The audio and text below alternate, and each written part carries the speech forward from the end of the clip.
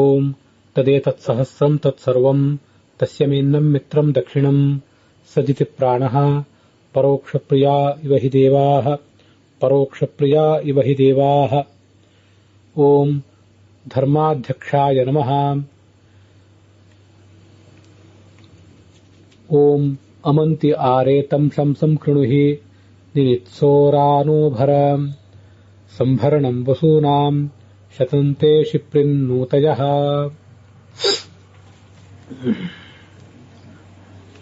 ಶ್ರೀ ಗುರುಭ್ಯೋ ನಮಃ.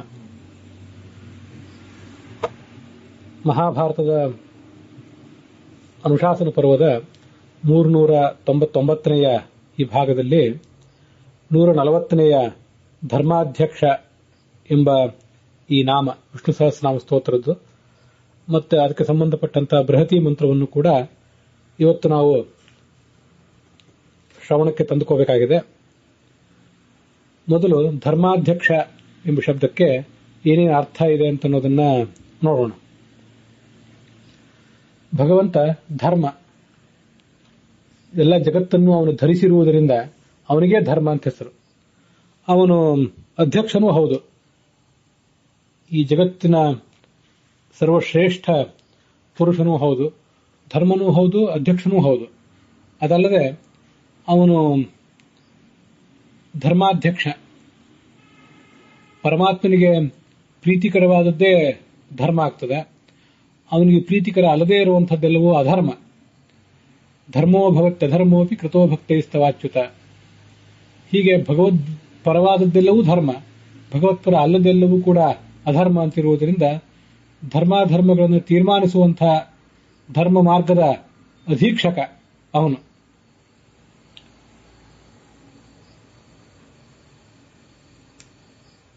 ಮತ್ತೆ ಅಧ್ಯಕ್ಷ ಅಂದ್ರೆ ಅಧಿಕವಾಗಿ ಎಲ್ಲ ಕಡೆ ವ್ಯಾಪಿಸಿಕೊಂಡಿದ್ದವನು. ಹೀಗೆ ಕೆಲವು ಅರ್ಥಗಳನ್ನ ಅದಕ್ಕೆ ನೋಡಬಹುದು. ಧರ್ಮೋ ಧರ್ಮ ವಿದುತ್ತಮ ಅಂತ ಮುಂದೆ ಒಂದು ಧರ್ಮ ಅನ್ನೋ ಶಬ್ದವೇ ವಿಷ್ಣು ಸಹಸ್ರನಾಮ ಸ್ತೋತ್ರದಲ್ಲಿ ಬರೋದಿದೆ. ಈ ಸದ್ಯ ಈ ಒಂದು ಬೃಹತಿ ಮಂತ್ರಕ್ಕೆ ಮತ್ತೆ ಇದಕ್ಕೆ ಮೂಲವಾದಂತಹ ಮಂತ್ರಕ್ಕೆ ಏನು ಅರ್ಥ ಇದೆ ಅಂತ ಅನ್ನೋದನ್ನ ಈಗ ನೋಡೋಣ. ಮೂಲ ಋಗ್ವೇದದ 7ನೇ ಮಂಡಲದ 25ನೆಯ ಸೂಕ್ತ, ಅದಕ್ಕೆ ವಸಿಷ್ಠರು ಋಷಿಗಳು. ಅಲ್ಲಿ ನಾವೀಗ ನೋಡಬೇಕಾಗಿರುವಂತಹ 2ನೇ ಮಂತ್ರ, ನಿದುರ್ಗ ಇಂದ್ರ ಶ್ನಥಿ ಹ್ಯಮಿತ್ರಾನ್ ಅಭಿಯೇನೋ ಮತೀಸೋ ಅಮಂತೆ ಆರೇ ತಂ ಶಂಸಂ ಕೃಣುಹಿ ನಿನಿತ್ಸೋರಾನೋಭರ ಸಂಭರಣಂ ವಸೂನಾಂ ಅಂತ 2ನೇ ಮಂತ್ರ. ಅದರಲ್ಲಿ ಅಮಂತಿ ಅನ್ನುವ ಭಾಗದಿಂದ ಮುಂದೆ ಈ ಬೃಹತಿ ಮಂತ್ರಕ್ಕೆ ಸಂಬಂಧಪಟ್ಟಂತೆ ತಗೊಂಡಿದ್ದಾರೆ. ನಿದುರ್ಗ ಅಲ್ಲಿಂದ ಹಿಡಿದು ನೋ ಮರ್ತಾಸಹ ಅಲ್ಲಿವರೆಗೆ ಈ ಬೃಹತಿ ಮಂತ್ರಕ್ಕೆ ಸೇರಿಲ್ಲ. ಸಂಭರಣಂ ವಸೂನಾಂ ಮುಂದೆ ಶತಂತೆ ಶಿಪ್ರಿನ್ನೂತಯ ಅಂತ ಮುಂದಿನ 3ನೇ ಮಂತ್ರ. ಅಲ್ಲಿರುವ ಶತಂಶೇ ಶಿಪ್ರಿನ್ನೂತಯ ಅನ್ನುವ ಭಾಗವನ್ನು ತೆಗೆದುಕೊಂಡು ಒಟ್ಟು ಅಮಂತಿ ಅನ್ನುವುದರಿಂದ ಪ್ರಾರಂಭಿಸಿ ಶಿಪ್ರಿನ್ನೂತಯ ಅನ್ನುವವರೆಗೆ ಈ 140ನೇ ಬೃಹತಿ ಮಂತ್ರ ಸಂಪಾದಿತ ಆಗಿದೆ. ಅದು ಧರ್ಮಾಧ್ಯಕ್ಷ ಎಂಬ ಈ ಒಂದು ನಾಮವನ್ನು ವಿವರಿಸುತ್ತದೆ. ಭಗವಂತನ ಧರ್ಮದಲ್ಲಿ ಯಾರು ಆಸಕ್ತರಾಗಿದ್ದಾರೆ ಅವರಿಗೆ ಬಂದಿರುವಂತಹ ಆಧಿ ಅಂದ್ರೆ ನೋವು, ಅಂಥ ನೋವನ್ನು ಕೊಟ್ಟವರು ಶತ್ರುಗಳು, ಅವರೆಲ್ಲರನ್ನೂ ಕೂಡ ನಾಶಪಡಿಸುವವನಾದ್ರಿಂದ ಧರ್ಮಾಧ್ಯಕ್ಷ ಅಂತ ಇನ್ನೊಂದು ಅರ್ಥವನ್ನು ಕೂಡ ಅವನನ್ನ ಆ ಭಗವಂತನನ್ನ ವರ್ಣಿಸ್ತದೆ.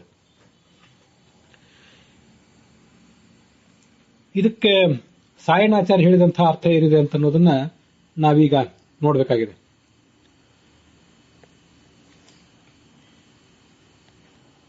ನಿನಿತ್ಸು ಅಂದ್ರೆ ನಮ್ಮನ್ನ ನಿಂದಿಸಲಿಕ್ಕೆ ತೊಡಗಿರುವಂತಹ ಒಬ್ಬ ದುಷ್ಟ ವ್ಯಕ್ತಿ ಅಂತ ಅರ್ಥ. ದೈತ್ಯ ಶಕ್ತಿಗಳು ಇವರೆಲ್ಲರೂ ಭಗವಂತನನ್ನ ಭಕ್ತರನ್ನ ನಿಂದಿಸಲಿಕ್ಕೆ ತೊಡಗಿದವರು. ಅವರ ಆ ಶಂಸ ಅಂದ್ರೆ ಆಶಂಸನ, ನಮ್ಮನ್ನ ನಿಂದಿಸಲಿಕ್ಕೆ ಹೊರಟಿರುವಂತಹ ಯಾವುದೇ ದುಷ್ಟರೇನಿದ್ದಾರೆ ಅವರ ಯಾವ ಆಶಂಸನ ಅವರ ಅಪೇಕ್ಷೆಗಳು ಅದ್ಯಾವುದೂ ಕೂಡ ಈಡೇರದಿರಲಿ, ಅವನ್ನ ಭಗವಂತನೇ ನೀನು ದೂರ ಇಡು. ನಮಗೆ ವಸುವಂದ್ರೆ ಸಂಪತ್ತು, ಅವುಗಳ ಸಂಭರಣ ಅಂದ್ರೆ ಸಮೂಹ, ಅದನ್ನ ನೀಡು ಭಗವಂತನೇ ಅಂತ ಅವನ ಪ್ರಾರ್ಥನೆ.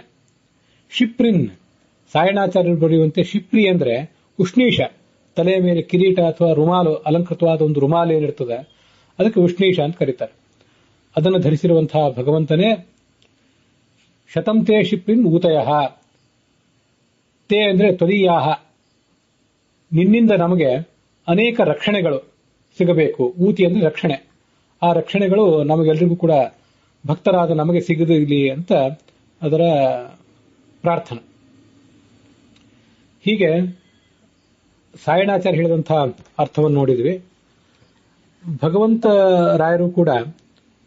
ಭಗವಂತಾಚಾರ್ಯರು ಕೂಡ ಮೂಲ ಋಗ್ವೇದದ ಮಂತ್ರಗಳಿಗೆ ಅರ್ಥವನ್ನು ಬರೀತಾರೆ.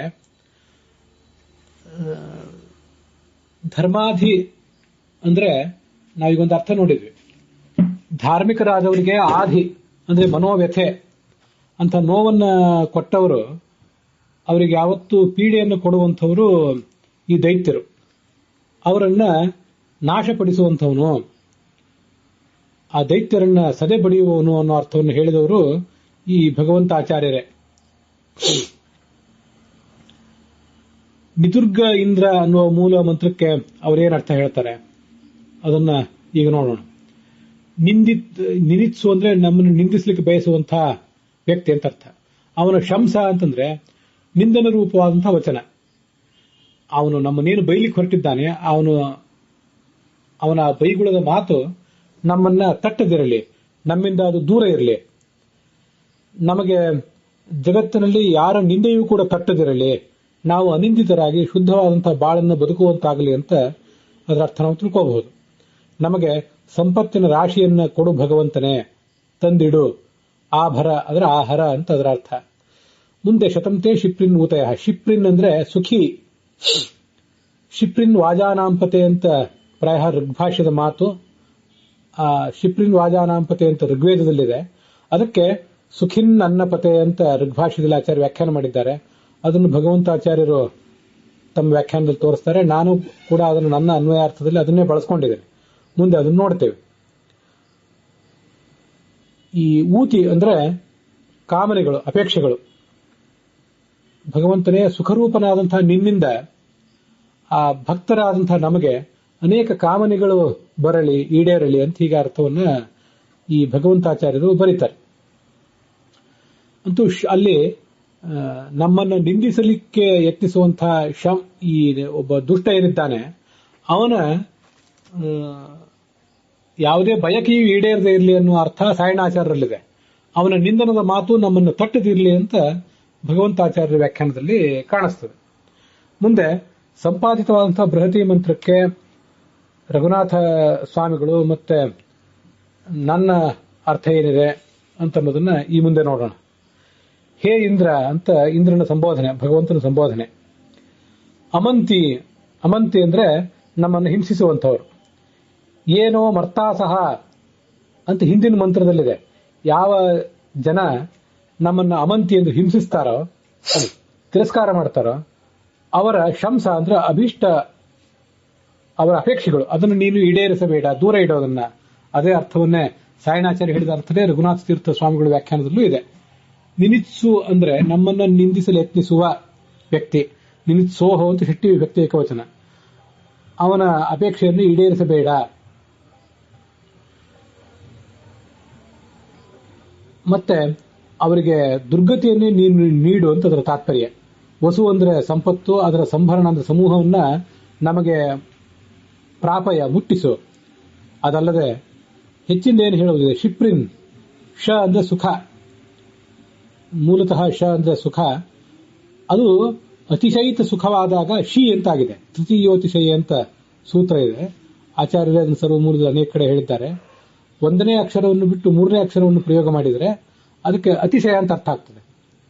ತದೇವ ಪ್ರಕೃಷ್ಟಂ, ಪ್ರಿ, ಪ್ರ ಅಂದ್ರೆ ಪ್ರಕೃಷ್ಟ, ಪ್ರಿ ಅಂದ್ರೆ ಅತ್ಯಂತ ಪ್ರಕೃಷ್ಟ ಅಂತ ಅರ್ಥ. ಅತಿಶಯಿತವಾದ ಸುಖ. ಅಲ್ಲಿ ಈಗಾಗಲೇ ಶ ಇದ್ದದನ್ನ ಶಿ ಅಂತ ಪ್ರಯೋಗ ಮಾಡಿದಾಗಲೇ ಅತಿಶಯಿತ ಸುಖ ಅಂತ ಅರ್ಥ ಬಂದಿದೆ. ಅದಲ್ಲದೆ ಮತ್ತೆ ಅನ್ನೋದ್ರಿಂದ ಮತ್ತಷ್ಟು ಅತಿಶಯಿತವಾದ ಸುಖ ಅನ್ನೋ ಅರ್ಥ ಬರುವಂತೆ ಆ ಶಿಪ್ರಿ ಎಂಬ ಶಬ್ದಕ್ಕೆ ಅರ್ಥ ಆಗ್ತದೆ. ಇದು ಭಗವಂತ ರಘುನಾಥ ಸ್ವಾಮಿಗಳು ಮಾಡಿ ತೋರಿಸಿರುವಂತಹ ಒಂದರ್ಥ. ಆದ್ರಿಂದ ಶಿಪ್ರಿ ಅಂದ್ರೆ ಸುಖಿನ್ ಅಂತ ಅರ್ಥ. ಪ್ರಕೃಷ್ಟ ಅತಿಶಯ ಸುಖಿನ್. ಇದನ್ನ ಗೀತಾ ತಾತ್ಪರ್ಯದಲ್ಲಿ ಆಚಾರ್ಯರು ಒಂದು ವೇದವಂತರನ್ನು ಉದ್ಧರಿಸ್ತಾರೆ, ಕರ್ಮ ನಿರ್ಣಯದಲ್ಲೂ ಅದನ್ನು ಉದ್ಧರಿಸ್ತಾರೆ ನಂಗೆ ನೆನಪಿದೆ. ಜ್ಞಾನ ಸುಖ ಸುಖ ಸವಿಷ್ಣು ಪರಮೋಮತಃ ಅಂತ. ಜ್ಞಾನ ಉಳಿದವರನ್ನೆಲ್ಲ ಬರೇ ಜ್ಞಾನಿಗಳು ಅಂತ ಹೇಳಿದ್ರೆ ಭಗವಂತನನ್ನು ಜ್ಞಾನ ಅಂತ ಹೇಳಬೇಕು, ಜ್ಞಾನ ಸ್ವರೂಪ. ಸುಖ ಅತ್ಯಂತ ಅಗಾಧವಾದ ಸುಖ ಇದ್ದವನವನು. ಹೀಗೆ ಅವನ ಆ ಸುಖಕ್ಕೆ ಪ್ರಕೃಷ್ಟ ಅತಿಶಯ ಅಂತ ಎರಡೆರಡು ವಿಶೇಷಣ ಕೊಟ್ಟರು ಕೂಡ ಅದು ಕಡಿಮೆಯೇ. ನಮಗಿದೇನು ಎರಡೆರಡು ವಿಶೇಷಣ ಕೊಟ್ಟಿದ್ದಾರಲ್ಲ ಅಂತ ವಿಚಿತ್ರವಾಗಿ ಕಾಣಿಸ್ತದೆ. ಆದರೆ ಆ ಭಗವಂತನ ಅಗಾಧವಾದ ಸುಖವನ್ನು ವರ್ಣಿಸುವಂತಹ ಶಬ್ದ ಅದು. ತೇ ತವ ಸಕಾಶಾತ್, ನಿನ್ನಿಂದ ಶತಂ ಅಂದ್ರೆ ನೂರಾರು, ಅನಂತ ಊತಿಗಳು, ರಕ್ಷಣಾ ಸಾಧನಗಳು. ನಮ್ಮನ್ನು ನೀನು ಭಗವಂತನೇ ಚಕ್ರ ಶಂಖಾದಿ ಅನೇಕ ಆಯುಧಗಳಿಂದ, ದಿವ್ಯಾನೇಕೋದ್ಯತಾಯುಧಂ ಅಂತ ಭಗವದ್ಗೀತೆಯಲ್ಲಿ ಕೃಷ್ಣನನ್ನ ಅರ್ಜುನ ವರ್ಣಿಸ್ತಾನೆ. ಅಂಥ ಅನೇಕ ಆಯುಧಗಳನ್ನು ನೀನು ಹಿಡಿದು ನಮ್ಮನ್ನು ರಕ್ಷಿಸಬೇಕು, ಅಥವಾ ನಮಗೆ ನಮ್ಮನ್ನು ರಕ್ಷಿಸಿಕೊಳ್ಳುವಂತಹ ಅನೇಕ ಆಯುಧಗಳು ದೊರೆಯುವಂತಾಗಲಿ. ಅನೇಕ ಚಕ್ರ ಖಡ್ಗಾದ್ಯಾಯುಧಗಳು ಬಾಹ್ಯ ಶತ್ರುಗಳನ್ನು ಮೆಟ್ಟಿ ನಿಲ್ಲಲಿಕ್ಕೆ ಮತ್ತೆ ಅಂತರಂಗದ ಶತ್ರುಗಳನ್ನು ಮೆಟ್ಟಿ ನಿಲ್ಲಲಿಕ್ಕೆ ಬೇಕಾದಂತಹ ಸಾಧನಗಳನ್ನು ಕೂಡ ಭಗವಂತನೇ ನೀನು ನಮಗೆ ಕೊಡಬೇಕು ಅಂತ ಅವನಲ್ಲಿ ನಮ್ಮ ಪ್ರಾರ್ಥನೆ. ಈ ಧರ್ಮಾಧ್ಯಕ್ಷ ಎಂಬ ಶಬ್ದದ ಅರ್ಥ ಇಲ್ಲಿ ಹೇಗೆ ಬಂದಿದೆ ಈ ಬೃಹತಿ ಮಂತ್ರದಲ್ಲಿ ಅನ್ನೋದನ್ನ ರಘುನಾಥ ಸ್ವಾಮಿಗಳು ಹೀಗೆ ಹೇಳ್ತಾರೆ. ಊತಿಗಳು ಅಂದ್ರೆ ರಕ್ಷಾ ಸಾಧನಗಳು, ನಮ್ಮನ್ನು ರಕ್ಷಿಸಲಿಕ್ಕೆ ಬೇಕಾದಂತಹ ಸಾಧನಗಳು, ಆಯುಧ ಮೊದಲಾದದ್ದು. ಅವೆಲ್ಲ ಧರ್ಮಗಳು ಅಂತ ಕರೆಸ್ಕೊಂಡಿವೆ. ಅವೇ ಧರ್ಮಗಳು. ಯಾಕೆಂದ್ರೆ ಅವು ನಮ್ಮನ್ನು ಧರಿಸ್ತವೆ, ನಮ್ಮನ್ನು ಕಾಪಾಡುವಂಥವೇ ಆ ರಕ್ಷಾ ಸಾಧನಗಳು. ಅವನ್ನ ತಾನ್ ಅಧಿಕಾರನ ವೆನಕ್ತಿ ಅವುಗಳೆಲ್ಲವನ್ನೂ ನಮಗೆ ವ್ಯಕ್ತ ಮಾಡಿಕೊಡುವವನು. ನಮ್ಮೊಳಗಿದೆ ಆ ರಕ್ಷಾ ಸಾಧನಗಳೆಲ್ಲ, ಆದರೆ ಅವುಗಳನ್ನು ನಮಗೆ ವ್ಯಕ್ತ ಮಾಡಿ ಕೊಡುವವನೇ ಈ ಭಗವಂತ ಅಂತ ಅದರ ಅರ್ಥ. ತೇಷಾಂ ಅಧ್ಯಕ್ಷ ಸ್ವಾಮಿ ಇತಿವ, ಆ ಎಲ್ಲಾ ರಕ್ಷಾ ಸಾಧನಗಳಿಗೆ ಅವನೇ ಅಧ್ಯಕ್ಷ. ಜಗತ್ತಿನಲ್ಲಿ ನಾವು ಅನುಸರಿಸಬೇಕಾದಂತಹ ಅನೇಕ ಧಾರ್ಮಿಕ ಮಾರ್ಗಗಳು, ನಮ್ಮ ವ್ಯಕ್ತಿತ್ವವನ್ನು ರಕ್ಷಿಸುವ, ಅಂತರಂಗದ ವ್ಯಕ್ತಿತ್ವವನ್ನು ರಕ್ಷಿಸುವಂತಹ ಧಾರ್ಮಿಕ ಮಾರ್ಗಗಳು, ಅವುಗಳನ್ನು ನಮಗೆ ಕೊಡುವವನು. ಅವುಗಳೆಲ್ಲದಕ್ಕೂ ಅವನೇ ಸ್ವಾಮಿಯೂ ಹೌದು. ಆದ್ದರಿಂದ ಅವನನ್ನೇ ಧರ್ಮಾಧ್ಯಕ್ಷ ಅಂತ ಹೇಳಬೇಕು. ಹೀಗೆ ಧರ್ಮಾಧ್ಯಕ್ಷ ಎಂಬ ನಾಮ ಇಲ್ಲಿ ವರ್ಣಿತ ಆಗಿದೆ ಅಂತ ರಘುನಾಥ ಸ್ವಾಮಿಗಳು ವರ್ಣಿಸ್ತಾರೆ. ಇನ್ನ ಈ ಮಂತ್ರಕ್ಕೆ ನನ್ನ ಅನ್ವಯಾರ್ಥವನ್ನ ಗಮನಿಸೋಣ. ಅಮಂತಿ ಅಂತಿದೆ. ಅಮಂತಿ ಅಂದ್ರೆ ಸಂಸಾರ ಬಂಧಕನಾದಂತಹ ಬ್ರಹ್ಮನೇ ಅಂತ ಅರ್ಥ. ಇದು ನಾನು ಮಾಡಿಕೊಂಡಿರುವಂತಹ ಅರ್ಥ. ಸಂಸಾರದಲ್ಲಿ ನಮ್ಮನ್ನ ಹಿಡಿದಿಟ್ಟಿರುವಂತಹ ಭಗವಂತನೇ. ನಿನಿತ್ಸು ಅಂದ್ರೆ ನಮ್ಮನ್ನು ನಿಂದಿಸುವಂತವರು, ಆ ಅರ್ಥ ಹಿಂದೆ ಬಂದೇ ಬಂದಿದೆ. ಶಂಸ ಅಂದ್ರೆ ಅವರ ಅಭೀಷ್ಟ. ಇದು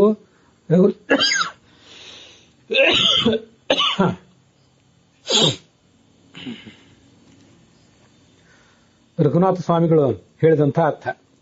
ಆಶಂಸನ ಅವರ ಅಪೇಕ್ಷೆ. ಇದು ಸಾಯಣಾಚಾರ್ಯ ಹೇಳಿದ ಅರ್ಥ. ನಿಂದನ ರೂಪವಾದ ಮಾತು ಅಂತ ಭಗವಂತ ಆಚಾರ್ಯ ಹೇಳಿದ ಅರ್ಥ. ಮೂರನ್ನು ಕೂಡ ಬರೆದಿದ್ದೇನೆ, ಯಾವುದನ್ನಾದ್ರೂ ತಿಳ್ಕೋಬಹುದು. ಆರೆ ದೂರೇ ಕೃಣುಹಿ, ಅದೆಲ್ಲವನ್ನು ದೂರ ಇಡು. ನಹ ಅಂದ್ರೆ ನಮಗೆ, ಅಸ್ಮಭ್ಯಂ ನಮಗೆ. ವಸೂನಾಂ ಸಂಪದಾಂ ಸಂಭರಣಂ ಸಮೂಹಂ, ಸಂಪತ್ತಿನ ಸಮೂಹವನ್ನೇ ಆಭರ ಅಂದ್ರೆ ಧಾರಯ ಪ್ರಾಪಯ, ನಮಗೆ ನೀನು ಸಂಪತ್ತಿನ ಸರಮಾಲೆಯನ್ನೇ ತೊಡಿಸು ಅಂತ ಅದರ ತಾತ್ಪರ್ಯ. ಹೇ ಶಿಪ್ರಿನ್ ಅಂದ್ರೆ ಸುಖಿನ್, ಇದು ಋಗ್ಭಾಷ್ಯದಲ್ಲಿ ಬಂದಿರುವ ಅರ್ಥವೇ, ಅದನ್ನೇ ಇಟ್ಕೊಂಡಿದ್ದೇನೆ. ತೇ ಶತಂ, ತೇ ನಿನಗೆ, ನಿನ್ನವು. ಶತಂ ಅಂದ್ರೆ ಅನಂತಾಹ ಊತಯ ರಕ್ಷಣಾನಿ, ಅಭಿಪ್ರಾಯ ಗತಯೋವಾ ಸಂತಿ. ನಿಂದ ಈ ಜಗತ್ತಿಗೆ ಅನಂತ ರಕ್ಷಣೆ ಸಿಗ್ತದೆ. ನಿನ್ನ ಅಭಿಪ್ರಾಯಗಳು ಋಗಾದಿ ವೇದಗಳಲ್ಲಿ, ಭಾರತ ಪಂಚರಾತ್ರ ಮೂಲ ರಾಮಾಯಣಾದಿ ಶಾಸ್ತ್ರಗಳಲ್ಲಿ ನೀನು ವ್ಯಕ್ತಪಡಿಸಿರುವಂತಹ ಅನೇಕ ಅನಂತ ಅಭಿಪ್ರಾಯಗಳಿವೆ.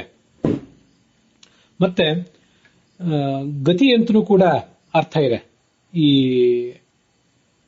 ಊತಿ ಅಂತ ಅನ್ನೋದಕ್ಕೆ. ನಿನ್ನ ನಡೆ ನುಡಿ ಇವು ಅನಂತ, ಎಲ್ಲವೂ ಅನಂತ ಅಂತ ಅದರ ಅರ್ಥ. ಅಮಂತಿ ಅಂತ ಅನ್ನೋದು ಅಮಹಿಂಸಾಯಾಮ್ ಅಂತ ಒಂದು ಧಾತು. ಅದಕ್ಕೆ ನಮ್ಮೆಲ್ಲರನ್ನು ಕೂಡ ಹಿಂಸಿಸುವವನು ಅಂತ, ಹಿಂಸಿಸುವುದು ಅದು ಕ್ರಿಯಾಪದ. ಅದು ಭವತಿ ಭವತಃ ಭವಂತಿ ಇದ್ದಂತೆ ಅಮತಿ ಅಮತಃ ಅಮಂತಿ ಅಂತ ಅದೊಂದು ಕ್ರಿಯಾಪದ. ಎಲ್ಲ ವ್ಯಾಖ್ಯಾನಕಾರರು ಕೂಡ ಹಾಗೆ ಇಟ್ಕೊಂಡಿದ್ದಾರೆ. ರಘುನಾಥ ಸ್ವಾಮಿಗಳು ಕೂಡ ಹಾಗೆ ಇಟ್ಕೊಂಡದ್ದು ನಾವು ನೋಡಿದ್ದೇವೆ. ಈಗ ಅಮಂತಿ ಅಂದ್ರೆ ನಮ್ಮನ್ನ ಯಾರು ಹಿಂಸಿಸ್ತಾರೋ, ಏ ಮರ್ತಾಸಹ ಅಂತ ಹಿಂದಿನ ಮಂತ್ರದಿಂದ, ಅಲ್ಲಿ ಮರ್ತಾಸಹ ಅಂತ ಅನ್ನೋದು ಕ್ರಿಯಾಪದ ಅಲ್ಲ, ಕರ್ತೃಪದ. ಕ್ರಿಯಾಪದ ಅಂತ ನಾನು ತಪ್ಪಾಗಿ ಹೇಳಿದೆ. ಅವರು ಕರ್ತೃಗಳು. ಅಮಂತಿ ಅಂದ್ರೆ ನಮ್ಮನ್ನ ತಿರಸ್ಕಾರ ಮಾಡ್ತಾರೆ, ಹಿಂಸಿಸ್ತಾರೆ. ಅದು ವರ್ತಮಾನ ಕಾಲದ ಲಟ್ಲಕಾರದ ಪ್ರಥಮ ಪುರುಷದ ಬಹುವಚನ ರೂಪ. ಅದು ಅಮಂತಿ ಅಂತ ಹಾಗೆ ಕ್ರಿಯಾಪದ ಅಂತ ಇಟ್ಕೊಂಡಾಗ ಅದಕ್ಕೆ ಕರ್ತೃ ಯಾವುದು ಅಂತ ಅನ್ನೋದನ್ನು ಹಿಂದಿನ ಮಂತ್ರದಿಂದ ತಗೊಳ್ಬೇಕಾಗ್ತದೆ. ಯಾಕಂದ್ರೆ ಅದು ಬಹುವಚನದ ಕ್ರಿಯಾಪದ. ಅದಕ್ಕಾಗಿ ನಾನು ಆ ಅಮಂತಿ ಅಂತ ಅನ್ನೋದನ್ನ ಒಂದು ಭಗವಂತನಿಗೆ ಸಂಬೋಧನೆ ಅಂತ ಮಾಡ್ಕೊಂಡಿದ್ದೇನೆ. ಅದು ಕ್ರಿಯಾಪದವೇ ಅಲ್ಲ, ಸಂಬೋಧನೆ ಅಂತ ಇಟ್ಕೊಂಡಿದ್ದೇನೆ. ಹಾಗೆ ಮಾಡ್ಲಿಕ್ಕೆ ಒಂದು ಅವಕಾಶವನ್ನು ಕೂಡ ಈ ಮುಂದೆ ತೋರಿಸ್ತೇನೆ. ಅಮಯತಿ, ಅಮಗತವು ಅಂತ ಒಂದು ಧಾತು ಇದೆ. ಅಮಗತ್ಯಾದಿಶು ಅಂತ ಧಾತು, ಗತಿ ಮೊದಲಾದ ಅರ್ಥಗಳನ್ನು ಹೇಳ್ತದೆ. ಹಾಗಾದ್ರೆ ಅಮಯತಿ ಅಂದ್ರೆ ಅದರ ಅರ್ಥ ಗಮಯತಿ, ನಮ್ಮನ್ನ ತೊಡಗಿಸ್ತಾನೆ. ಎಲ್ಲಿ ಅಂದ್ರೆ ಸಂಸಾರದಲ್ಲಿ.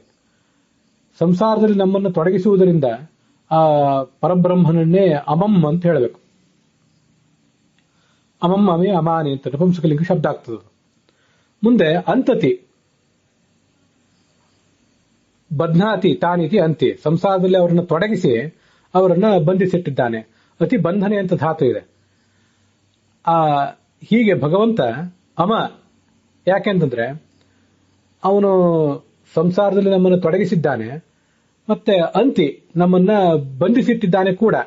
ಹೀಗೆ ಅಮಂಚ ಅಂತಿಚ ಅಮಂತಿ, ಇದು ನಪುಂಸಕಲಿಂಗ ಒಂದು ಶಬ್ದ ತಯಾರಾಗ್ತದೆ. ಅದು ಹೇಗೆ ಅಂದ್ರೆ ಅಮಂತಿ ಅಮಂತಿನಿ ಅಮಂತೀನಿ ಅಂತ ವಾರಿ ಶಬ್ದ ಹೊತ್ತು, ವಾರಿ ವಾರಿಣಿ ವಾರಿಣಿ ಅಂತ ಶಬ್ದ ಇದ್ದಂತೆ ಅದು ಹೇಗೆ ನಪುಂಸಕಲಿಂಗವೋ ಹಾಗೆ ಅಮಂತಿ ಅಮಂತಿನಿ ಅಮಂತೀನಿ ಅಂತ ಒಂದು ಶಬ್ದ ತಯಾರಾಗ್ತದೆ. ಹೀಗೆ ಅರ್ಥ ಮಾಡಲಿಕ್ಕೆ ಆಚಾರ್ಯರು ತಮ್ಮ ಸರ್ವಮೂಲದಲ್ಲಿ ತೋರಿಸಿರುವಂತಹ ಒಂದು ವ್ಯಾಖ್ಯಾನ ಅದೇ ಕಾರಣ, ಅದೇ ಸ್ಫೂರ್ತಿ. ವಸಂತೆ ವಸಂತೆ ಜ್ಯೋತಿಷಾ ಯಜೇತ ಅಂತ ಒಂದು ವೇದ ಮಂತ್ರ ಕೇಳಿ ಬರ್ತದೆ.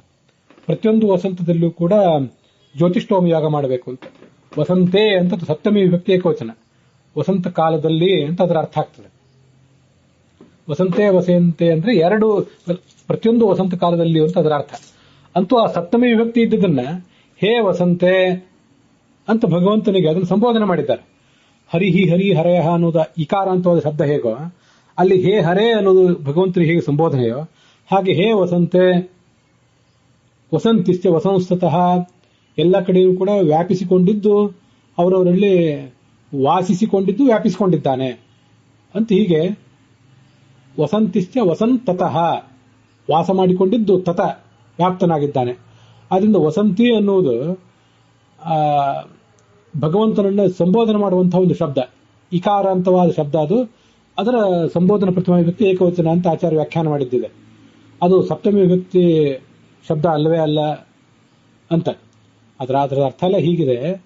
ವಸಂತೆ ವಸಂತೆ ಜ್ಯೋತಿಷ ಯಜೇತ ಅನ್ನುವಲ್ಲಿ ಆ ಎಲ್ಲ ವೇದ ಮಂತ್ರಗಳಿಗೆ ಕರ್ಮಪರವಾದ ಒಂದು ಅರ್ಥ ಇರ್ತದೆ. ಪ್ರತಿಯೊಂದು ವಸಂತ ಕಾಲದಲ್ಲಿಯೂ ಭಗವಂತನ ಆರಾಧನೆ, ಜ್ಯೋತಿಷ್ಠೋಮ ಯಾಗದಿಂದ ಭಗವಂತನ ಆರಾಧನೆ ಮಾಡಬೇಕು ಅಂತ. ಹಾಗಾಗಿ ಸಪ್ತಮಿ ವಿಭಕ್ತಿಯ ಅರ್ಥ ಅದಕ್ಕೆ ಇಲ್ಲ ಅಂತಲ್ಲ, ಅದು ಒಂದರ್ಥ. ಪ್ರತಿಯೊಂದು ಶಬ್ದದಿಂದಲೂ ಭಗವಂತನನ್ನ ಕಾಣುವಂಥ, ಪ್ರತಿಯೊಂದು ಶಬ್ದವೂ ಭಗವಂತನಿಗೆ ವಾಚಕ, ಪ್ರತಿಯೊಂದು ಅಕ್ಷರವೂ ಭಗವಂತನಿಗೆ ವಾಚಕ ಅನ್ನುವಂಥ ಒಂದು ಗಾಢವಾದಂಥ ಅಪರೂಪದ ಅನುಸಂಧಾನ ಆಚಾರ್ಯ ತಮ್ಮ ಸರ್ವಮೂಲದಲ್ಲೇ ಕೊಟ್ಟಿದ್ದಾರೆ ನಮಗೆ. ಆದ್ರಿಂದ ಆ ಸಪ್ತಮಿ ವಿಭಕ್ತಿ ಅಂತವಾದದ್ದು, ಕ್ರಿಯಾಪದವಾದದ್ದು, ಎಲ್ಲಾ ಥರದ ಕ್ರಿಯಾಪದಗಳಿಂದಲೂ ಎಲ್ಲಾ ಥರದ ಶಬ್ದಗಳಿಂದಲೂ ಅವನೇ ವಾಚ್ಯನಾಗಬೇಕು. ಅವನು ವಾಚ್ಯನಾಗುವಾಗ ಈ ಅಮಂತಿ ಅನ್ನುವಂಥ ವರ್ತಮಾನ ಕಾಲದ ಅರ್ಥವನ್ನು ಹೇಳುವ ಲಟ್ಲಕಾರದ ಪ್ರಥಮ ಪುರುಷ ಬಹುವಚನದ ಕ್ರಿಯಾಪದವೂ ಕೂಡ ಅಮಂತಿ ಅಂತನ್ನುವುದನ್ನ ಭಗವಂತನಿಗೆ ಸಂಬೋಧನೆಯಾಗಿ ನಾವು ಇಟ್ಕೊಂಡಿದ್ದೀವಿ. ಹೇ ಅಮಂತಿ ಅಂತ. ವಾರಿ ವಾರಿಣಿ ವಾರಿಣಿ, ಹೇ ವಾರಿ ಹೇ ವಾರಿಣಿ ಹೇ ವಾರಿಣಿ ಅಂತ ಆ ಶಬ್ದ. ಹಾಗೆ ಹೇ ಅಮಂತಿ, ಹೇ ಅಮಂತಿನಿ, ಹೇ ಅಮಂತೀನಿ ಅಂತ ಶಬ್ದ. ಹೀಗಿದು ಅಮಂತಿ ಅನ್ನೋದು ಭಗವಂತನನ್ನ ಸಂಬೋಧಿಸಿದಂಥ ಒಂದು ರೀತಿ. ಹೀಗೆ ಅಮಂತಿ ಅನ್ನೋ ಶಬ್ದ ಇದು ಸಂಬೋಧನ ಪ್ರಥಮ ವಿಭಕ್ತಿಯ ಏಕವಚನ ಆಗಬೇಕೆನ್ನುವ ದೃಷ್ಟಿಯಿಂದ ಅದು ನಪುಂಸಕಲಿಂಗ ಶಬ್ದ ಅಂತ ನಾನು ಇಟ್ಕೊಂಡು ಪರಬ್ರಹ್ಮ ಅನ್ನುವ ಶಬ್ದ, ಅದು ಹಸ್ವ ಬ್ರಹ್ಮ ಅಂತ ದೀರ್ಘ ಆದರೆ ಚತುರ್ಮುಖ ಬ್ರಹ್ಮನನ್ನು ಹೇಳ್ತದೆ. ಬ್ರಹ್ಮ ಅಂತ ಪರಬ್ರಹ್ಮ ಅಂತನ್ನುವುದು ಪರಮಾತ್ಮನನ್ನು ಹೇಳ್ತದೆ.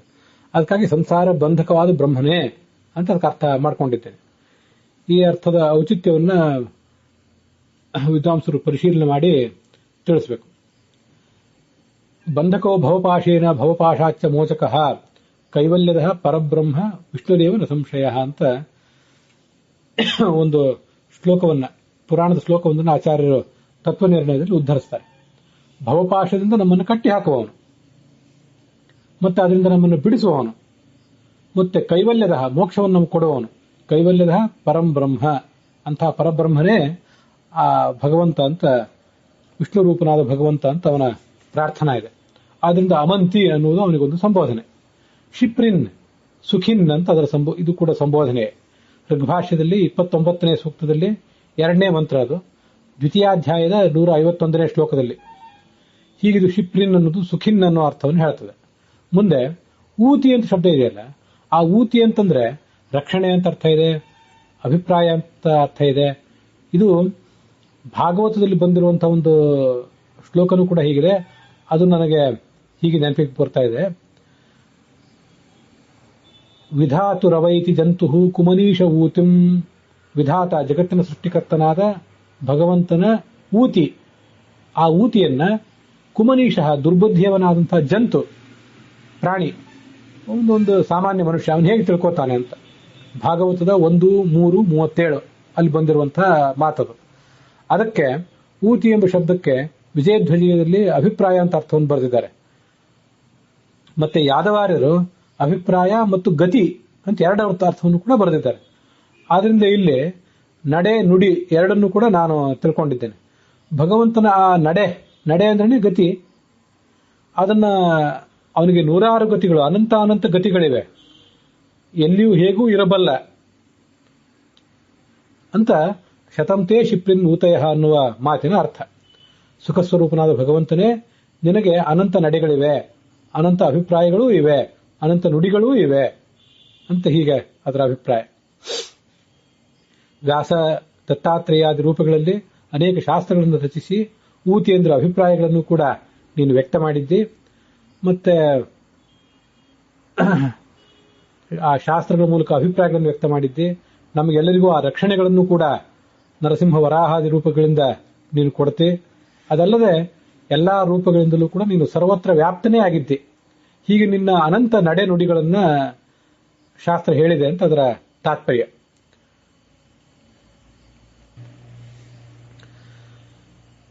ಧರ್ಮ ಅಂದ್ರೆ ಸರ್ವಂ ಜಗತ್ ಧತ್ತೆ ಇತಿ ಧರ್ಮ ಭಗವಾನ್ ಅಂತ ಗೀತಾ ಭಾಷ್ಯ 9:2 ಆಚಾರ್ಯರು ಹೇಳ್ತಾರೆ.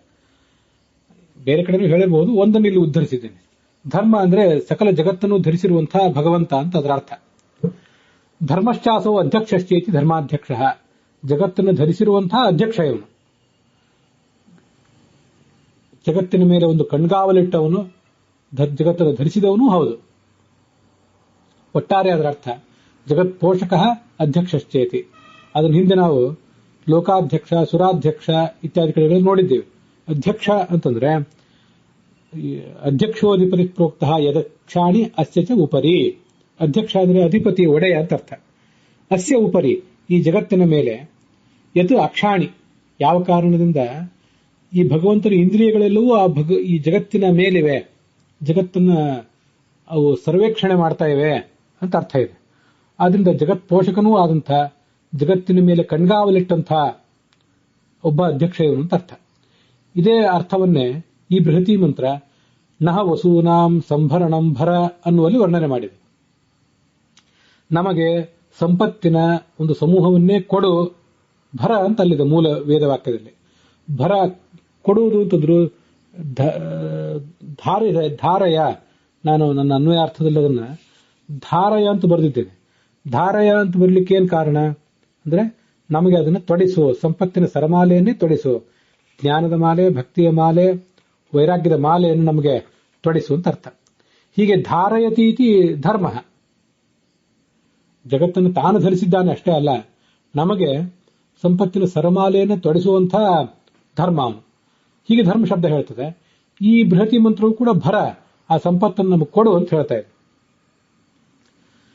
ಮತ್ತೆ ಅಧಿ ಅಂದ್ರೆ ಅಧ್ಯಕ್ಷ ಎಂಬಲ್ಲಿ ಅಧಿ ಅಂದ್ರೆ ಅಧಿಕ ಅಂತ ಅರ್ಥ. ಅಧಿ ಅಂದ್ರೆ ಮೇಲೆ ಅಂತ ಒಂದು ಅರ್ಥ ಅದಿದ್ದೇ ಇದೆ. ಇನ್ನೊಂದು ಅಧಿ ಅಂದ್ರೆ ಅಧಿಕ ಅಂತ ಅರ್ಥ. ಅಕ್ಷ ಅಂದ್ರೆ ವ್ಯಾಪ್ತಿ ಉಳ್ಳವನು ಅಂತ ಅರ್ಥ. ಅದೇಕೆಂದ್ರೆ ಹೇಗೆಂದ್ರೆ ಅಕ್ಷು ವ್ಯಾಪ್ತ ಒಂದು ಧಾತು ಇದೆ. ಆದ್ರಿಂದ ಅಧಿ ಅಕ್ಷ್ಣೋತೀತಿ ಅಧ್ಯಕ್ಷ, ಅಧಿಕವಾಗಿ ಅನಂತವಾಗಿ ಎಲ್ಲ ಕಡೆ ವ್ಯಾಪ್ತಿ ಇರುವವನು, ಎಲ್ಲ ದೇಶಗಳಲ್ಲಿ ಎಲ್ಲ ಕಾಲಗಳಲ್ಲಿ ವ್ಯಾಪ್ತಿ ಇರುವಂಥವನು, ಗುಣತಃ ಕೂಡ ವ್ಯಾಪ್ತಿ ಇರುವಂಥವನು, ಹೀಗೆ ಅರ್ಥ ಅದಕ್ಕೆ. ಆದ್ರಿಂದ ಅಧಿ ಅಕ್ಷ್ಣೋತೀತಿ ಅಧ್ಯಕ್ಷ.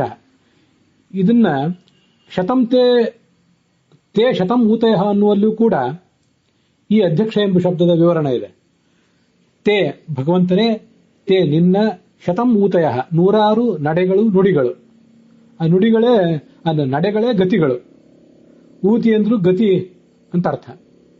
ಅದನ್ನ ಯಾದವಾರ್ಯ ವ್ಯಾಖ್ಯಾನದಲ್ಲಿ ನಾವು ನೋಡಿದ್ದೇವೆ. ಆದ್ರಿಂದ ಗತಿ ಅಂದ್ರೆ ವ್ಯಾಪ್ತಿ ಅಂತಾನೆ ಅರ್ಥ. ನಮಗೆ ನಾವು ಕೂತ್ಕೊಂಡಿದ್ರೆ ಎದ್ದವರಲ್ಲ, ಎದ್ದರೆ ಕೂತ್ಕೊಂಡವರಲ್ಲ, ಮಲಗಿದ್ದರೆ ಕೂತವರಲ್ಲ, ಕೂತರೆ ಮಲಗಿದವರಲ್ಲ. ಆದ್ರೆ ಭಗವಂತನ ಗತಿ ಅಂದ್ರು ಅವನು ವ್ಯಾಪ್ತಿ ಅಂದ್ರು ಒಂದೇ ಅರ್ಥ. ಎಲ್ಲಾ ಕಡೆ ಇದ್ದವನು, ಎಲ್ಲ ಕಡೆ ಹೋಗುವುದು ಅಂದ್ರೂ ಅದೇ ಅರ್ಥ, ಎಲ್ಲ ಕಡೆ ವ್ಯಾಪ್ತನಾಗಿದ್ದಾನೆ ಅಂದ್ರೂ ಅದೇ ಅರ್ಥ. ಆದ್ರಿಂದ ಭಗವಂತನ ಗತಿ ವ್ಯಾಪ್ತಿ ಎಲ್ಲವೂ ಕೂಡ ಒಂದೇ ಆಗಿದೆ. ಆದ್ರಿಂದ ಊತಿ ಅಂದ್ರೆ ಗತಿ ಅಂತ ಅರ್ಥ. ಅದನ್ನೇ ಅರ್ಥವನ್ನೇ ಅಕ್ಷ್ಣೋತಿ ಎಂಬ ಶಬ್ದವು ಕೂಡ ವರ್ಣನೆ ಮಾಡಿದೆ. ಹೀಗೆ ಶತಂತೆ ಊತಯ, ನಿನ್ನ ನೂರಾರು ನಡೆಗಳಿವೆ ಭಗವಂತನೇ ಅಂತ ಅದರ ಪ್ರಾರ್ಥನೆ ಆಗ್ತದೆ. ಇದಿಷ್ಟು ಈ ಮಂತ್ರದ ಅನ್ವಯಾರ್ಥ. ಧರ್ಮಾಧ್ಯಕ್ಷ ಎಂಬ ಶಬ್ದಕ್ಕೆ ಮತ್ತೇನೇನು ಅರ್ಥಗಳನ್ನು ಹೇಳಬಹುದು ಅಂತ ಅನ್ನೋದನ್ನ ಈಗ ನೋಡೋಣ. ವೇದ ಪ್ರಣಹಿತೋ ಧರ್ಮ ಅಧರ್ಮ ತದ್ವಿಪರ್ಯಯ. ವೇದದಲ್ಲಿ ಹೇಳಲ್ಪಟ್ಟದ್ದೇ ಧರ್ಮ. ವೇದೋ ನಾರಾಯಣ ಸಾಕ್ಷಾತ್ ಅಂತ ಹೀಗೆಲ್ಲ ಭಾಗವತದಲ್ಲಿದೆ. ಆದ್ರಿಂದ ಆ ಧರ್ಮದ ನಿರ್ಣಾಯಕ ಅವನೇ ಆಗಿದ್ದಾನೆ. ವೇದೋಖಿಲೋ ಧರ್ಮ ಮೂಲಂ ಸ್ಮೃತಿಶೀಲೇತಿ ತದ್ವಿದಾಂ. ಸಮಸ್ತ ವೇದವೇ ಧರ್ಮದ ಮೂಲ. ಆ ವೇದಗಳನ್ನು ಬಲ್ಲಂಥವರ ನಡೆ ನುಡಿ ಇವೇ ಧರ್ಮ. ಧರ್ಮಂತು ಸಾಕ್ಷಾತ್ ಭಗವತ್ ಪ್ರಣೀತಂ, ಭಗವಂತನಿಂದ ಹೇಳಲ್ಪಟ್ಟದ್ದೇ ಧರ್ಮ ಅಂತ ಭಾಗವತದ 6:3:19 ಕೂಡ ಕೇಳಿ ಬರ್ತದೆ. ಯಂ ಪೃಥಕ್ ಧರ್ಮಚರಣಾ ಪೃಥಕ್ ಧರ್ಮ ಫಲೈಷಿಣ ಪೃಥಕ್ ಧರ್ಮೈ ಸಮರ್ಚಂತಿ ತಸ್ಮೈ ಧರ್ಮಾತ್ಮನೇ ನಮಃ ಅಂತ ಮಹಾಭಾರತದ ಶಾಂತಿ ಪರ್ವದಲ್ಲಿ ಒಂದು ಮಾತಿದೆ. ಬೇರೆ ಬೇರೆ ಫಲಗಳನ್ನು ಬಯಸುವಂತಹ ಬೇರೆ ಬೇರೆ ರೀತಿಯ ಧಾರ್ಮಿಕರು ಆ ಭಗವಂತನನ್ನ ಬೇರೆ ಬೇರೆ ರೀತಿಯಾದಂತಹ ಧರ್ಮಗಳಿಂದ ಅರ್ಚಿಸ್ತಾರೆ. ಅಂತಹ ಧರ್ಮಾತ್ಮನಾದ ಭಗವಂತನಿಗೆ ನಮಸ್ಕಾರ ಅಂತ ಅದರ ಅರ್ಥ.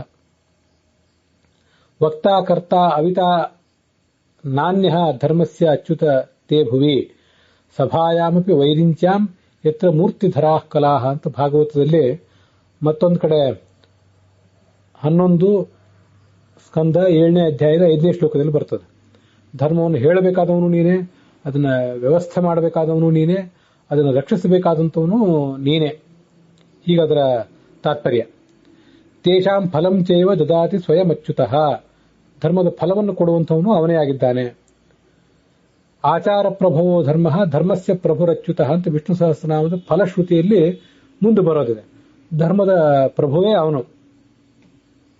ಹೀಗೆ ಧರ್ಮದ ಮೇಲೆ ಒಂದು ಸತತವಾದಂತಹ ಕಣ್ಗಾವಲಿಟ್ಟವನು. ಆದ್ರಿಂದ ಆತ ಧರ್ಮಾಧ್ಯಕ್ಷ.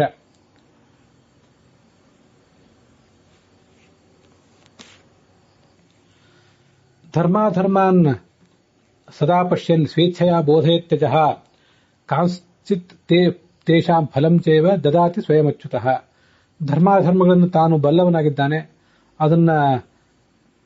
ಅದರ ಫಲಗಳನ್ನು ಕೂಡ, ಧರ್ಮಾಚರಣೆಯನ್ನು ಮಾಡಿದಂತಹ ಫಲಗಳನ್ನು ಮಾಡಿದವರಿಗೆ ಅದರ ಫಲಗಳನ್ನು ಕೊಡ್ತಾನೆ, ಅಧರ್ಮಾಚರಣೆಯನ್ನು ಮಾಡಿದವರಿಗೂ ಕೂಡ ಅದರ ಫಲಗಳನ್ನು ಕೊಡ್ತಾನೆ ಅಂತ ಅನುವ್ಯಾಖ್ಯಾನದಲ್ಲಿ ಕೇಳಿ ಬರ್ತದೆ.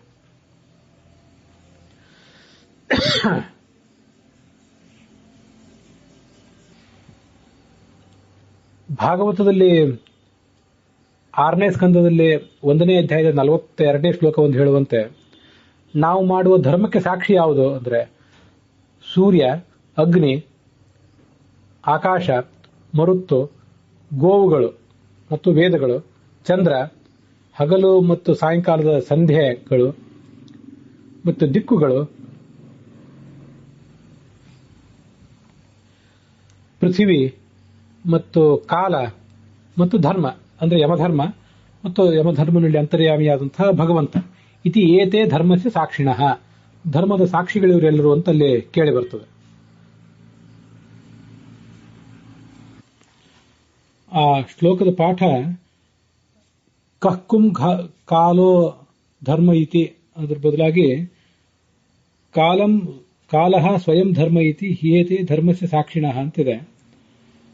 ಆದ್ದರಿಂದ ಸ್ವಯಂ ಕಾಲ ಮತ್ತು ಕಾಲಾಭಿಮಾನಿ ದೇವತೆ ಮತ್ತು ಧರ್ಮಾಭಿಮಾನಿ ದೇವತೆ ಮತ್ತು ಸ್ವಯಂ ಕಾಲರೂಪನೂ ಧರ್ಮರೂಪನೂ ಆದಂತಹ ಭಗವಂತ, ಇವರೆಲ್ಲರೂ ಅದರ ನಿಯಾಮಕರು, ಅದಕ್ಕೆಲ್ಲರೂ ಸಾಕ್ಷಿಗಳಾಗಿರ್ತಾರೆ ಅಂತ ನಾವು ತಿಳ್ಕೊಳ್ಬಹುದು. ಭಾಗವತ ತಾತ್ಪರ್ಯದಲ್ಲಿ 3:7-22 ಅಲ್ಲಿ ಹೇಳ್ತಾರೆ, ಧಾರಣಾ ಧರ್ಮೋ ಭಗವಾನ್, ಜಗತ್ತೆಲ್ಲವನ್ನು ಧರಿಸಿರುವುದರಿಂದ ಅವನನ್ನೇ ಧರ್ಮ ಅಂತ ಹೇಳಬೇಕು. ಧರ್ಮಾಣಾಂ ಜಗದ್ಧಾರಕಾಣಾಂ ವಾಯುವಾದೀನಾಂ ಅಧ್ಯಕ್ಷ, ಜಗತ್ತನ್ನು ಧರಿಸಿರುವಂತಹ ವಾಯು ಮೊದಲಾದವರಿಗೂ ಈತ ಹಿರಿಯ ಅಂತ ಅರ್ಥ. ಅಥವಾ ಧರ್ಮಾಣಿ ಧಾರಯನ್ ಅಂತ, ಈ ಜಗತ್ತಿನ ಧಾರಕರಾದಂತಹ ದೊಡ್ಡ ದೊಡ್ಡ ದೇವತೆಗಳನ್ನ, ದೊಡ್ಡ ದೊಡ್ಡ ತತ್ವಗಳನ್ನು ಕೂಡ ಈತ ಧರಿಸಿರುವವನು ಅಂತ ಅವನಿಗೆ ಋಗ್ವೇದ ವರ್ಣನೆ ಮಾಡಿದೆ ವಿಷ್ಣು ಸೂಕ್ತದಲ್ಲಿ. ಅಥವಾ ಧರ್ಮಾಣಿ ಧಾರಯನ್ ಅಂತ. ಧರ್ಮಾಧ್ಯಕ್ಷ ಎಂಬ ಪದವನ್ನು ಲಕ್ಷಾಲಂಕಾರ ವ್ಯಾಖ್ಯಾನಿಸಿಲ್ಲ. ಮುಂದೆ ಶಾಂಕರ ಭಾಷ್ಯದಲ್ಲಿ ಅದಕ್ಕಿರುವ ಅರ್ಥ ಹೀಗಿದೆ: ಧರ್ಮ ಮತ್ತು ಅಧರ್ಮಗಳನ್ನ ಸಾಕ್ಷಾತ್ತಾಗಿ ಅವನು ನೋಡ್ತಾ ಇದ್ದಾನೆ. ಅಧ್ಯಕ್ಷ ಅಂದ್ರೆ ಗಮನಿಸುವವನು, ಪ್ರತಿಯೊಬ್ಬರ ಧರ್ಮಾಧರ್ಮಗಳನ್ನು ಗಮನಿಸ್ತಾ ಇದ್ದಾನೆ. ಯಾಕೆಂದ್ರೆ ಅದಕ್ಕೆ ಬೇಕಾದಂತ ಫಲವನ್ನು ಅವನು ಕೊಡಬೇಕಾಗಿದೆ. ಪರಾಶರ ಭಟ್ಟರ ವ್ಯಾಖ್ಯಾನದಂತೆ ಧರ್ಮಕ್ಕೆ ಅವನು ಸ್ವಾಮಿ, ಮತ್ತೆ ಅದರ ಫಲಪ್ರದನೂ ಹೌದು. ಆ ಧರ್ಮಾಚರಣ ಅನ್ನುವುದು ಧಾರ್ಮಿಕರಿಗೆ ಮುಕ್ತಿ ಇತ್ಯಾದಿಗಳನ್ನು ಹೊಂದಲಿಕ್ಕಿರುವಂತಹ ಸ್ಥಾನ, ಅದು ಒಂದು ಸಾಧನ. ಇವೆಲ್ಲ ಆ ಭಗವಂತನ ಅನಿರುದ್ಧ ರೂಪಿಯಾದ ಭಗವಂತನ ನಾಮ ಅಂತ ಅವರು ಪರಾಶರ ಭಟ್ಟರು ಹೇಳ್ತಾರೆ.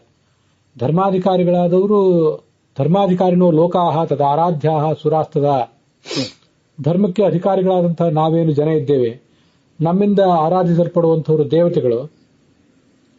ಧರ್ಮ ತತ್ಸಾಧನಂ ತೇಷಾಂ ಅಧ್ಯಕ್ಷ ಸ್ಯಾತ್ ತ್ರಿಣಾಮವಾನ್. ಇವರೆಲ್ಲರಿಗೂ, ಈ ಜಗತ್ತಿಗೆ, ದೇವತೆಗಳಿಗೆ, ಅವರ ಆ ಧರ್ಮಾಚರಣೆಗೆ ಎಲ್ಲದಕ್ಕೂ ಇವನೇ ಅಧ್ಯಕ್ಷ. ಲೋಕಾಧ್ಯಕ್ಷ, ಸುರಾಧ್ಯಕ್ಷ, ಧರ್ಮಾಧ್ಯಕ್ಷ. ಲೋಕರು ಅಂದ್ರೆ ಜನರು, ಹಿಂದೆ ಬಂದಿದೆ ಅದು. ಧರ್ಮವನ್ನು ಆಚರಣೆ ಮಾಡಬೇಕಾದಂತಹ ಜ್ಞಾನಿಗಳಾದ ವ್ಯಕ್ತಿಗಳು, ಅವರಿಗೆ ಅಧ್ಯಕ್ಷ. ಆ ಧರ್ಮಕ್ಕೆ ಅನುಸಾರವಾಗಿ ಫಲ ಕೊಡುವಂತಹ ತತ್ವಾಭಿಮಾನಿ ದೇವತೆಗಳಿಗೆ ಅಧ್ಯಕ್ಷ. ಮತ್ತೆ ಸ್ವಯಂ ಆ ಧರ್ಮ ಅಂದ್ರೆ ಏನು, ಅಧರ್ಮ ಅಂದ್ರೆ ಏನು ಅಂತ ತಿಳಿಸುವ ಕಾರಣದಿಂದ ಅವನು ಧರ್ಮಾಧ್ಯಕ್ಷ. ಅನಿರುದ್ಧ ಸವಿಜ್ಞೇಯ ಲೋಕಾಧ್ಯಕ್ಷಾದಿ ನಾಮವಾನ್. ಇದು ಲೋಕಾಧ್ಯಕ್ಷ ಮೊದಲಾದ ನಾಮವುಳ್ಳಂಥವನು ಅನಿರುದ್ಧ ರೂಪಿಯಾದ ಭಗವಂತ ಅಂತ ಪರಾಶರ ಭಟ್ಟರ ವ್ಯಾಖ್ಯಾನ ಇದೆ. ಮುಂದೆ ಸತ್ಯಸಂಧ ಸ್ವಾಮಿಗಳ ವ್ಯಾಖ್ಯಾನವನ್ನು ನೋಡೋಣ. ಧಾರಕತ್ವ ಧರ್ಮ, ಇವನು ಎಲ್ಲವನ್ನೂ ಧರಿಸಿರುವುದು ಧರ್ಮ.